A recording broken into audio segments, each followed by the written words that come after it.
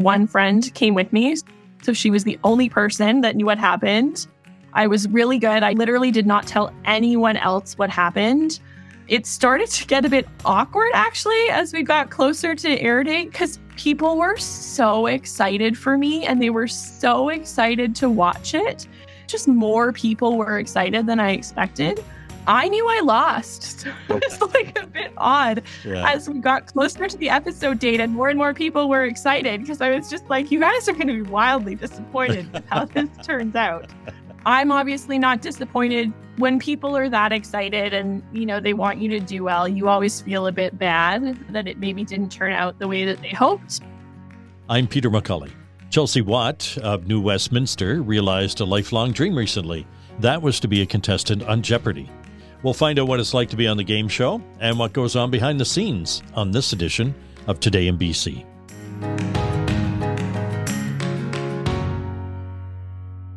The correct answer is, who is Chelsea Watt? Thanks for joining us on the podcast today, Chelsea. Thank you for having me. I've been watching Jeopardy since the late 80s. Were you always a fan of the show? Yeah, I can't remember when I started watching. I think I was probably 13 or 14. I really got into it more probably 10 years ago or so. When I started playing pub trivia, I really got into watching Jeopardy pretty regularly. But yeah, longtime fan of the show for sure. Were you one of the smart kids in class? And I ask that simply because I wasn't. They've got me here asking questions because, quite frankly, I never have the answers. I would say it depended on the class, not math class. I certainly was not the smartest, but I've always been a really big reader. So anything like English, social studies, I was a pretty good student for sure. I read somewhere that you described yourself as being nerdy as a youngster. Yep. I think that's a safe bet. I was always that kid with my nose in a book, many books, was not one to play sports or be super outdoorsy. I like nerdy things. I like movies and books and definitely board games. Much happier with those. What's your favorite board game? Oh man, good question. I really like Wingspan. I've been playing Wingspan with some friends. That's a really fun one. In the tradition of Jeopardy, Chelsea, what is Lambda, Lambda, Lambda? Lambda, Lambda, Lambda, for me, is my longtime pub trivia team. It's a Revenge of the Nerds reference. So the two guys that started our team are big time Revenge of the Nerds fans. So they've always named their team Lambda. And the rest of us who've come on board have just proudly embraced the name. This is part of the pub trivia thing? Yeah, for sure. I've played in Vancouver for years with the same regular group of people. We've played at a number of different bars, and picking your trivia team name is an important part of Pub Quiz, I would say. So we've stuck with Lambda for about 10 years now. And how does your team do as a pub trivia team? Generally very well. We used to play before the COVID-19 pandemic. We played at a pub in the West End and they did 12-week seasons and we would win every season. Not every week, but every season we would take home the big prize. We did that for about 3 years running. So we do pretty well. When the right people can come out, you can't get everyone there every week. But when the right people come out, we generally do pretty well. There's more pressure on now, though, I would say, when I go to Pub Quiz. Everyone's, the Jeopardy girl is here. Did you ever play Trivial Pursuit? My favorite categories were usually anything to do with music because I was a broadcaster for a long time. And I seem to remember silly things that nobody else would remember, especially my wife. So that was my thing with Trivial Pursuit. My sister, my mom, and I would play Trivial Pursuit a lot growing up. It was like the one board game we could get my mom to play with us. But growing up in the 90s and the early 2000s, we had the really old version, like the original Trivial Pursuit. I think it was pretty tough for my sister and I, but my mom didn't care. She didn't really feel the need to grant us any mercy when it was questions about things from before we were born. I played a lot of Trivial Pursuit. We did eventually get a newer edition, which was a big help to my sister and I. But yeah, I loved Trivial Pursuit growing up. I still love it. Since you've been on Jeopardy, have you dared to Google your own name? I did yesterday. Actually, I get Siri to do it. And it shows up everywhere associated with Jeopardy game shows, statistics. The breakdown of the game statistics are crazy. Jeopardy has a whole culture. People really take it seriously. I have not Googled my name. I know it would just be, like all kinds of coverage of the episode and being on the show. Someone did send me a blog post from someone that does like the post-game analysis of every single episode, which was very interesting to read. It actually pointed out to me that I did better than I thought I did, which was really nice. But yeah, no, I can't say that I've Googled myself recently. I think I'll avoid that for a while. Let's talk about being on Jeopardy. And there's a preview video on the Jeopardy website of how to take the online test. I watched that. I was feeling very stressed. I felt my blood pressure going up as I watched it. I just chickened out. It's a lot of steps. It's a lot of work to get to be on the show. So it starts with that online test. I've been auditioning, trying to get on the show for years. It used to be that they would schedule tests once per year. So they'd have one that was for the Eastern time zone and one for the Central and one for the West, and you could sign up for anything. But it would be like January 15, 16, 17, pick what day you want to do the test. It's at this time. Now they have the anytime test, so I think it's a lot more accessible for everyone. But basically, you sign up, you do the online test. It's 50 questions. They're timed. I think it's 10 seconds per question. So whatever you've typed in at that time, it'll go to the next question. So the online test, it moves so quickly. You might think 50 questions, that's a lot. No, it goes very fast. But basically, when you take the online test, they don't share the answers after. But when it used to be the scheduled tests, they would share the questions on their Facebook page. So if you could remember what you answered, you could figure out how you did. But they don't tell you like what a passing score is or what they're looking for. So then you just wait after you take the test to see if you get invited to the next stage. And in your case, how did that work?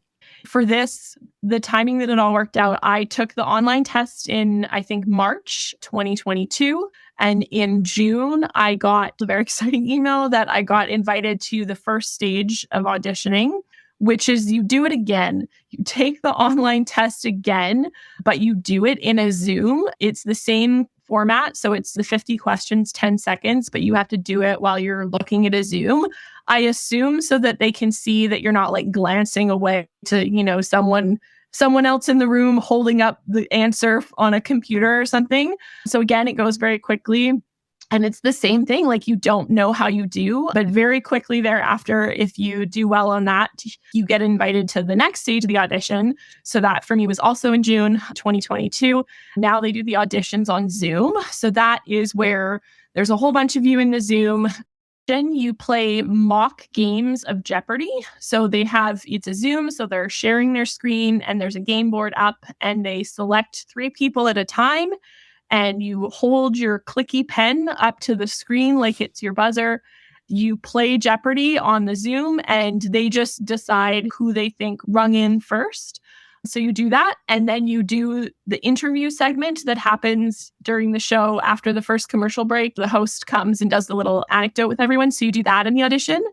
And then you just wait. So if you pass your audition, which of course they don't tell you if you did, you are in the contestant pool for 18 months.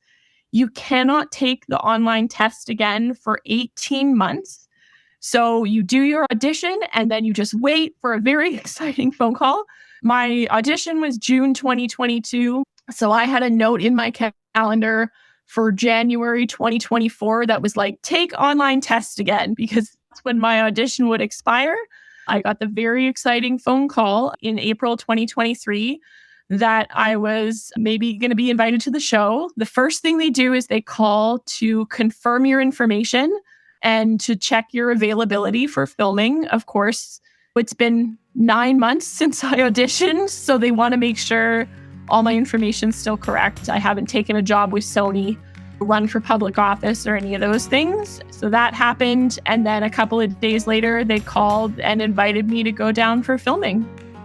When Today in BC continues, Chelsea Watt talks about her favorite contestants, Final Jeopardy, and what goes on behind the scenes. From the latest community news to informative, entertaining reads for travelers and the cannabis curious, Just visit your local Black Press Media community newspaper website to sign up today. Why spend hours searching dealerships, comparing makes and models? Find the best of BC's inventory in one place, todaysdrive.com. You'll have access to inventory across BC, where you can easily find a vehicle that fits your needs and gets you where you need to go in comfort. Get in the driver's seat. Don't miss out on the many options we have available for you.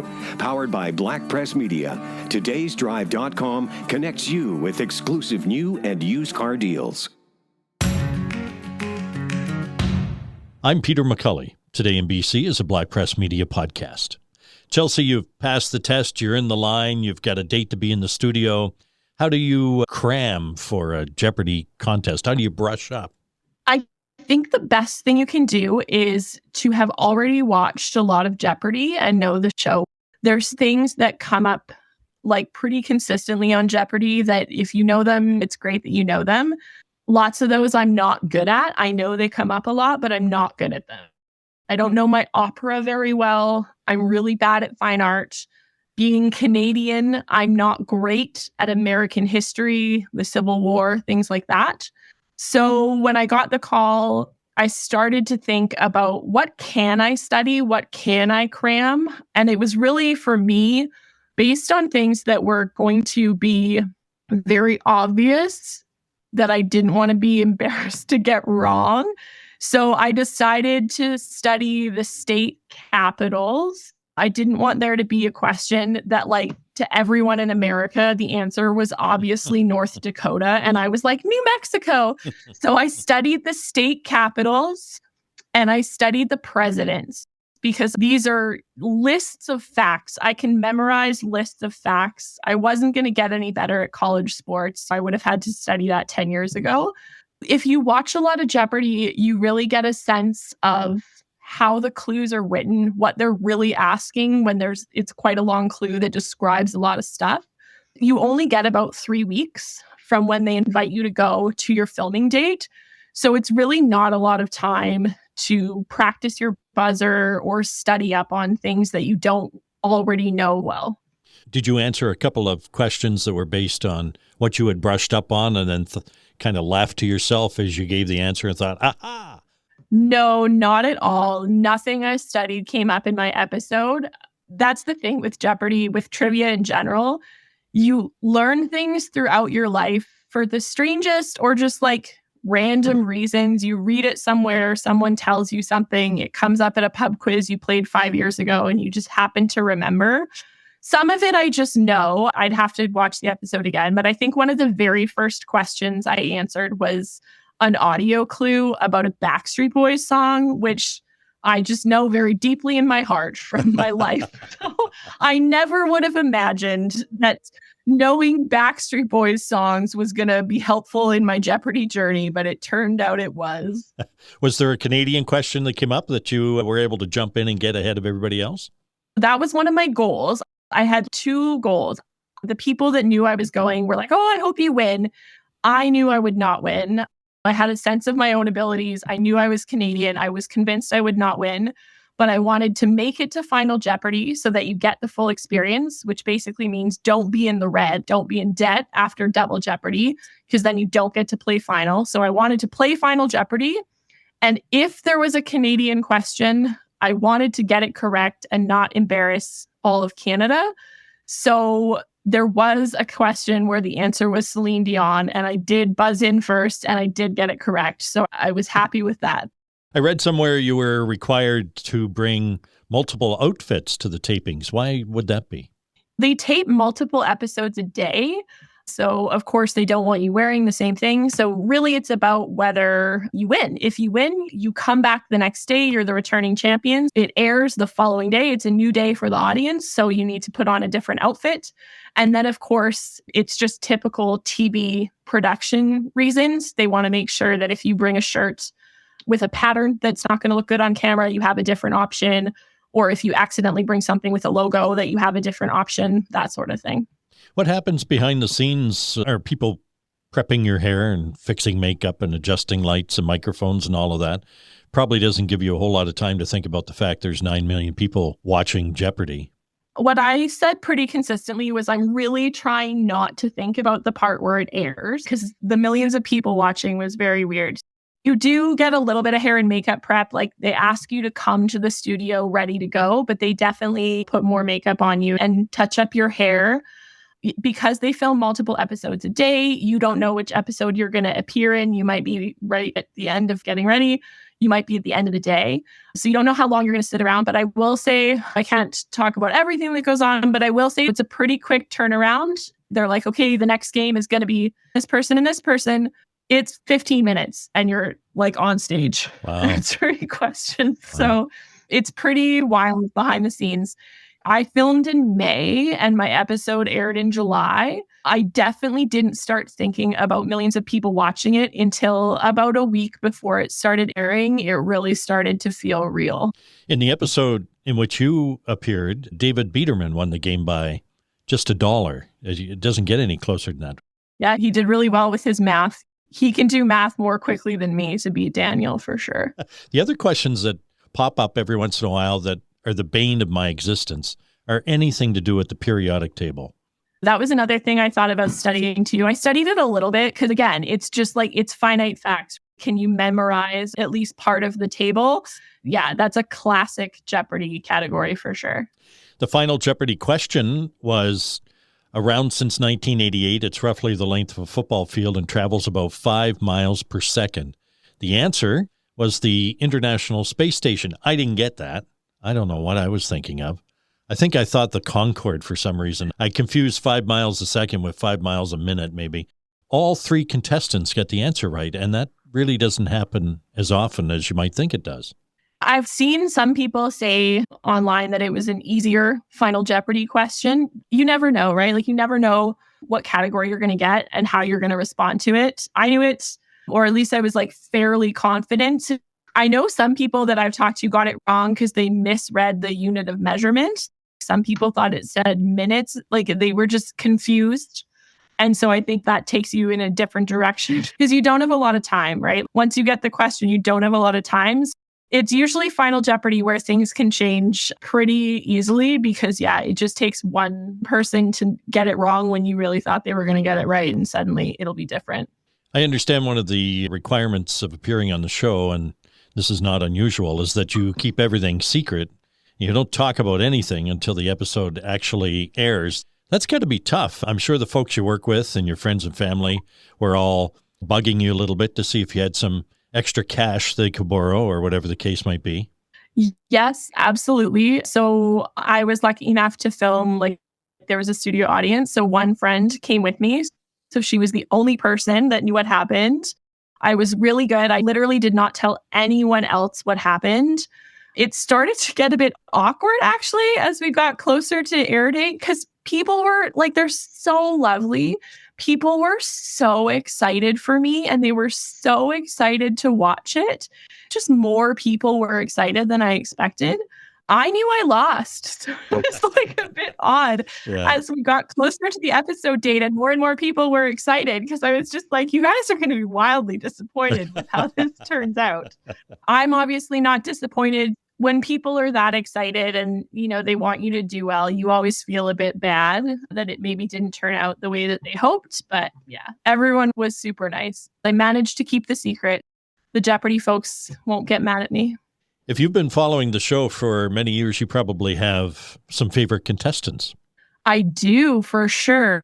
A lot of them are from the last few years, like quite recent ones. So I'm a longtime favorite of Ken Jennings, who's the host now. I was really excited to watch Matea Roach, a Canadian contestant from the past few years who did incredibly well, was just in the Jeopardy Masters series that they did last year. Actually, all of my recent favorite contestants are from the Jeopardy Masters series. I'm a huge Matt Amodio fan. One of my friends actually booked me a Cameo, like that service where you can have people send you messages. They had Matt send me a message, which before I went down for filming, which was just the best. Amy Schneider, huge Amy Schneider fan. I can't wait to read her book. Yeah, so I think a lot of the contestants from the past few years have been very fun. I am a James Holzhauer fan. Some people don't like James. I think James is amazing. really just the Jeopardy Masters cast that was on last year. You could just take all of them and they're all great. Yeah, Matea Roach was one of my favorites, mainly because of her personality and her maritime roots. She's smart as a whip, no doubt about it. And she has a great podcast, too, by the way, if you haven't heard it.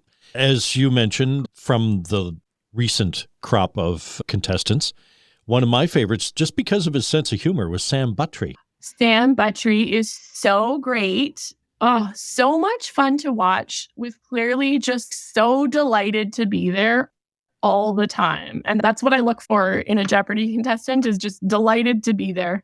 If you have time, Ken, could you please bring it? That was my favorite line. Ken Jennings pretty much steamrolled his competitors when he was winning his $2.5 million on Jeopardy. What's he like in person?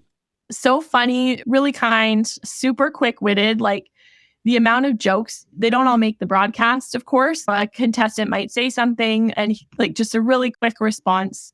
Note, like, it's very clear when you're playing or watching other people play that Ken knows most of the answers, which is just like mind-blowing. Sometimes you can tell that all three contestants have no idea what's happening. And I don't know, there's just something about the way he's reading it that you can tell that Ken knows the answers. And it's, whoa, very impressive. Did you get a chance to meet Johnny Gilbert? I didn't get the chance to meet Johnny Gilbert. Johnny records from home, so he doesn't come into the studio. But I got to meet lots of other people that I know from watching Jeopardy, which was pretty cool. Johnny is amazing. He's 95 years old this year. That was definitely like a very surreal moment when I watched the episode and heard my name being read out by Johnny Gilbert. That was a surreal moment for sure. This is probably a silly question, but is the prize money in U.S. dollars? It is in U.S. dollars. I think the checks take a little while to arrive, and I couldn't actually e-deposit it because it's from an American bank, so I have to figure that out. But yeah, the prize is in American dollars with American taxes. So you have to pay American tax on your winnings? I think so. There's some rumblings in the Jeopardy contestant Facebook group that there's a way to get it back, which I might look into. But yeah, the check arrives and there's definitely been some adjustments to it when it arrives. Are you going to frame that check? I hope so. That's why I wanted to e-deposit it. It won't work because it's an American check. My backup plan is to take photos of it before I take it to the bank. And I'm hoping that the bank teller lets me hold on to it because I would love to frame it and put it next to my picture with Ken. Chelsea Watt of New Westminster has been our guest on this edition of Today in BC. If you have suggestions or comments, send us a voice message to podcast@blackpress.ca. You may be part of our podcast mailbag segment. You'll find Today in BC podcasts on iTunes, Spotify, Amazon, iHeart, YouTube, and Google Podcasts.